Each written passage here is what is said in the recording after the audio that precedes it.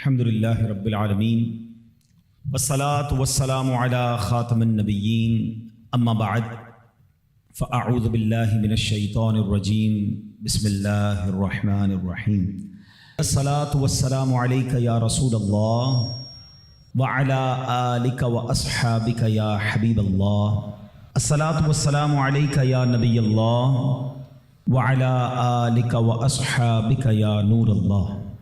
درود پاک پڑھنے کے بے شمار فضائل و برکات ہیں۔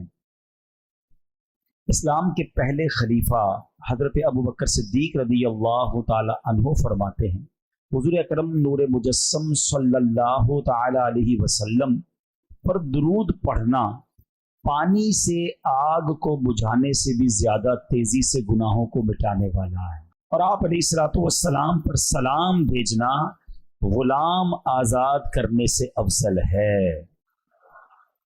آپ ذرا غور کریں کہ پانی آگ پہ ڈالیں تو جتنی تیزی سے آگ بجھتی ہے، فرمایا ایسے گناہ مٹتے چلے جاتے ہیں، یعنی دوسرے لفظوں میں گناہوں کی وجہ سے جہنم کی آگ بڑھ رہی ہے۔ اگر آپ اس آگ کو اس گناہوں کی آگ کو بجھانا چاہتے ہیں تو درود پاک پڑھتے چلے جائیں، اللہ کی رحمت سے گناہ معاف ہوتے جائیں گے، آگ بھی بجھتی چلی جائے گی انشاءاللہ۔ اور فرمایا کہ نبی پاک علیہ الصلوۃ والسلام پر درود بھیجنا، سلام بھیجنا غلام آزاد کرنے سے افضل ہے۔ تو اب ہمیں چاہیے کہ ہم چلتے پھرتے اٹھتے بیٹھتے کثرت کے ساتھ درود پاک پڑھیں۔ کوئی غلطی کرنے والے، مسٹیک کرنے والے، نہ ماننے والوں کو دامن میں چھپاتا ہے۔ ہماری کوئی بات نہ مانے ہم دور کر دیتے ہیں، یار یہ تو بات ہی نہیں مانتا، ایک بار سمجھایا، دو بار سمجھایا، بلکہ ماں باپ بچے کو گھر سے نکال دیتے ہیں، مگر آقا وہ ہیں کہ خطا بھی انہی کی دربار میں کرتے ہیں، اور جب آقا کے پاس جاتے ہیں تو نبی پاک دامن میں بھی چھپا لیتے ہیں۔ اپنے خطا واروں کو اپنے ہی دامن میں لو، اپنے خطا واروں کو اپنے ہی دامن میں لو، اپنے خطا واروں کو اپنے ہی دامن میں لو، اپنے ہی دامن میں لو، کون کرے یہ بھلا تم پہ کروڑوں درود، کون کرے یہ۔ بندہ جس کا جرم کرتا ہے نا اس سے دور بھاگتا ہے۔ حکومت کا جرم کرے تو حکومت والوں اور پولیس والوں سے چھپتا ہے، مگر میرے آقا وہ ہے کہ بندہ جرم تو انہی کی کر رہا ہے، نافرمانی انہی کی کر رہا ہے، مگر جا کے چھپتا بھی انہی کے دامن میں ہے، اور آقا دامن میں چھپا بھی لیتے ہیں، دور نہیں کر دیتے کہ تم نے میری جرم کی ہے، میری خطا کی، میرے پاس کیوں آئے ہو۔ دنیا میں لوگ چور سے، ڈاکو جو ہوتا ہے چور ہوتا ہے، مجرم ہوتا ہے، پولیس سے چھپتا ہے۔ آقا کی شان یہ ہے کہ خطاوار بھی ان کے، مجرم بھی ان کے، اور جا کے چھپتے بھی انہی کے دامن میں ہیں۔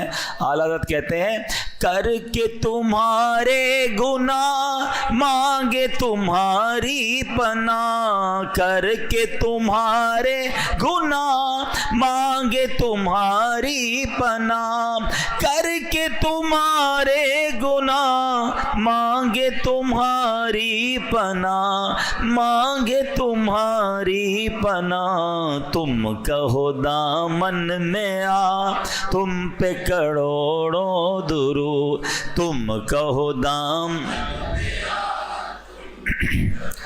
تو اب نیت کر لیں انشاءاللہ کثرت کے ساتھ درود پاک پڑھیں گے انشاءاللہ۔ آئیے مل کر محبت کے ساتھ بآواز بلند درود پاک پڑھ لیں۔ صلو علی الحبیب صلی اللہ تعالی علی محمد صلی اللہ علیہ وسلم۔ مسلمانوں کے پہلے خلیفہ امیر المومنین حضرت ابوبکر صدیق رضی اللہ تعالیٰ عنہ کمال کی ہستی ہیں، کمال کی شخصیت ہیں، ایسی ہستی ہیں کہ جب بھی ان کا نام لیتے ہیں تو ایمان تازہ ہو جاتا ہے۔ ایک بڑا ہی کمال کا واقعہ آپ کے ایمان لانے کے حوالے سے، بہت سارے واقعات ملتے ہیں، مختلف واقعات ملتے ہیں، آپ کے ایمان لانے کا واقعہ بڑا نرالا ہے۔ آپ نبی پاک علیہ الصلوۃ والسلام کے بڑے قریبی دوستوں میں سے ہیں۔ 18 سال عمر تھی آپ کی، نبی پاک علیہ الصلوۃ والسلام کی 20 سال عمر تھی جب سے دوستی ہو گئی۔ ابھی نبی پاک علیہ الصلوۃ والسلام نے اعلان نبوت نہیں فرمایا تھا. میرے آقا نے اعلان نبوت جب عمر مبارک 40 سال ہوئی جب فرمایا. اب کیسی دوستی تھی کہ بی بی عائشہ صدیقہ طیبہ طاہرہ رضی اللہ تعالی عنہا فرماتی ہیں کوئی دن ایسا نہیں گزرتا تھا جب نبی پاک ہمارے گھر تشریف نہ لاتے تھے. چونکہ دونوں کی طبیعت میں نفاست تھی، اللہ وحدہ لا شریک کے رب مانتے تھے. حضرت ابوبکر صدیق نے کبھی بھی کسی بت کے آگے سجدہ نہیں کیا تھا، تو آپ نبی پاک کی طبیعت کے قریب آ گئے اور دوستی بڑی مضبوط ہو گئی. اب اعلان نبوت کا سال آ گیا، وہ وقت آ گیا کہ جب نبی پاک نے اعلان نبوت کرنا تھا. حضرت ابوبکر صدیق رضی اللہ تعالیٰ عنہ بزنس مین بھی تھے، تاجر بھی تھے، آپ تجارت کے لیے سفر کرتے تھے. تو ایک سفر کے لیے شام گئے. جب وہاں گئے تو رات ہو گئی، آپ کے ساتھ ایک غلام بھی تھا. اب ماجرا یہ ہوا کہ رات گزارنے کے لیے کوئی جگہ چاہیے تھی، تو ایک گرجا گھر تھا، عیسائیوں کی عبادت گاہ. ٹھیک ہے، اب آپ نے دیکھا کہ اور کوئی جگہ تو نہیں، تو یہیں عبادت گاہ میں ہی رات گزار لیتے ہیں. تو آپ نے دروازہ کھٹکھٹایا، آپ کے غلام نے، اندر سے کوئی غلام نکلا یا کوئی کام کرنے والا نکلا. کہا کہ میرے ساتھ میرے آقا ہیں اور ہمیں رات یہاں گزارنی ہے، سرد رات ہے، اندھیری رات ہے. اس نے کہا میں بتاتا ہوں. وہ بندہ اندر گیا، اور جو گرجا گھر میں بڑا پادری تھا، جس کو آپ کہیں کہ راہب تھا، اس نے اس سے پوچھا. تو اس نے بتایا کہ ہمارے گرجا گھر میں وہی رات گزار سکتا ہے جس نے کبھی کوئی گناہ نہ کیا ہو، کبھی کوئی اللہ کی نافرمانی نہ کی ہو. اس نے باہر آ کر بتایا کہ ہمارے راہب تو یہ کہتے ہیں. تو کہا تمہارے پاس کیا ایسا طریقہ ہے کہ تم پہچان لوگے کہ بندے نے گناہ کیا نہیں کیا، خطا کی کہ نہیں؟ کہ یہ مجھے نہیں پتا. ان کا کہنا یہ اندر وہی آ سکتا ہے جس نے کوئی گناہ نہ کیا ہو. بہرحال جب واپس وہ بندہ اندر جانے لگا تو اس راہب نے کہا پہلے یہ تو پوچھو جو باہر آیا ان کا نام کیا ہے. تو حضرت ابوبکر صدیق کے خادم نے بتایا کہ میرے آقا کا نام ابو بکر ہے. اس نے جا کر اندر نام بتایا کہ واپس جاؤ پوچھو ان کے والد کا نام کیا ہے. واپس آئے کہ میرے والد کا نام ابو قحافہ ہے.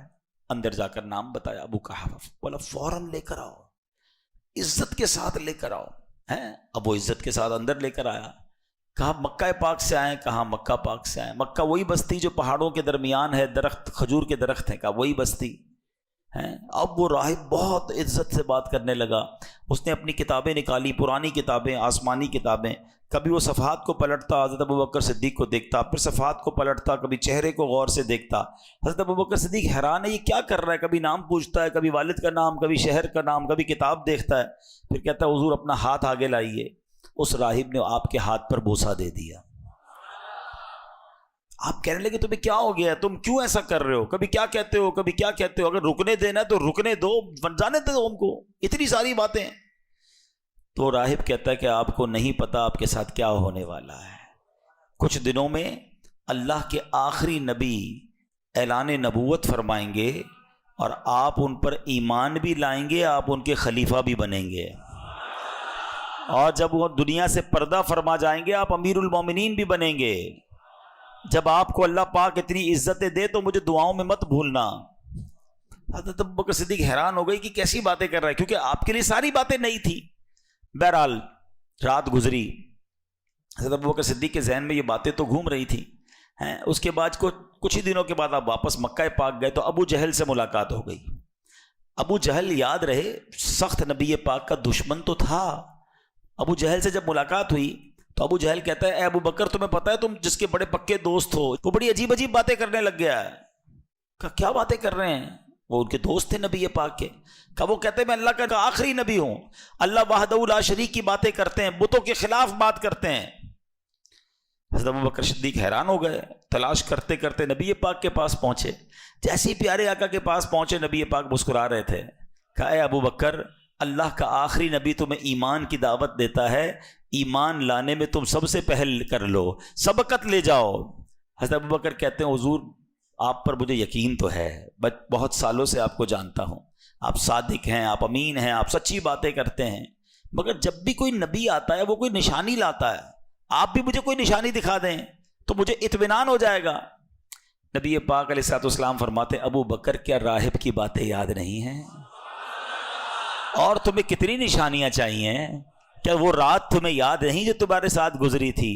اللہ اکبر. صدیق اکبر کہتے ہیں جو نبی ہزاروں میل دور ہونے والی ہماری باتوں کو جانتا ہے, ہم نے کیا آپس میں باتیں کی وہ بھی جانتا ہے, اب اور کسی نشانی کی کیا ضرورت ہے؟ کلمہ پڑھا لا الہ الا اللہ محمد الرسول اللہ, اور صدیق اکبر اسلام میں داخل ہو گئے. سب سے پہلے ایمان لانے والے کون ہیں؟ مردوں میں سب سے پہلے ایمان لانے والے حضرت ابوبکر صدیق رضی اللہ تعالیٰ. عورتوں میں سب سے پہلے ایمان لانے والی کون ہے؟ بی بی خدیجۃ الکبریٰ رضی اللہ تعالیٰ عنہا. بچوں میں سب سے پہلے ایمان لانے والے کون ہیں؟ مولا علی شیر خدا کرم اللہ تعالیٰ وجہ الکریم. اچھا یہ باتیں تو ہمیں پتہ ہونی چاہیے, مگر میں ایک بڑی گہری بات کہنا چاہتا ہوں. یہ تینوں کون تھے؟ اگر غور کریں نا, پہلے ایمان لانے والا سب سے قریبی دوست, پہلے ایمان لانے والی آپ کی زوجہ محترمہ, پہلے ایمان لانے والا بچہ کون؟ جو آپ کے گھر میں بڑا ہو رہا ہے. نبی پاک کے سب سے قریبی لوگ ہیں. آپ پوائنٹ سمجھ رہے ہیں؟ آقا کے سب سے زیادہ قریب یہ تین ہستیاں ہیں, اور تینوں نے جیسے ہی سنا کہ نبی پاک اللہ کی طرف بلا رہے ہیں, ایک منٹ نہیں لگایا, کلمہ پڑھا اور مسلمان ہو گئے. اس سے پتہ کیا چلا کہ پیارے آقا علیہ الصلوۃ والسلام کے جو جتنا قریب ہوتا گیا وہ اتنا دیوانہ ہوتا گیا, وہ اتنا محبت کرنے والا ہوتا گیا. اب مجھے اور آپ کو ایک بات سمجھنی ہے کہ جب کوئی ہمارے قریب ہوتا ہے, دور سے تو مجھے بڑے اچھے لگتے ہیں, ارے ماشاءاللہ بڑے نیک انسان ہیں, بڑا مسکراتے ہیں, بڑی پیاری باتیں, قریب آنے کے بعد اب ہمارے بارے میں ان کا خیال کیا بنتا ہے, یہ سوچنا ہے, یہ سمجھنا ہے. بعض اوقات ہم باہر جاتے تو باہر کے لوگ کہتے ہیں دعا کیجئے گا, حضرت ذرا دم کر دیں. کبھی گھر والوں نے کہا دعا کر دیں؟ گھر والوں نے کہا دم کر دیں؟ سوچئے نا, گھر میں ہماری ویلیو کیا ہے؟ باہر تو بن جاتی ہے ویلیو, کیونکہ باہر والے تھوڑی دیر کے لیے ملتے ہیں. مزہ یہ ہے کہ ہماری خلوتیں, ہم اکیلے میں بھی اتنے نیک ہوں جتنے باہر نظر آتے ہیں, بلکہ اس سے زیادہ نیک ہوں, لیکن حال برا ہے.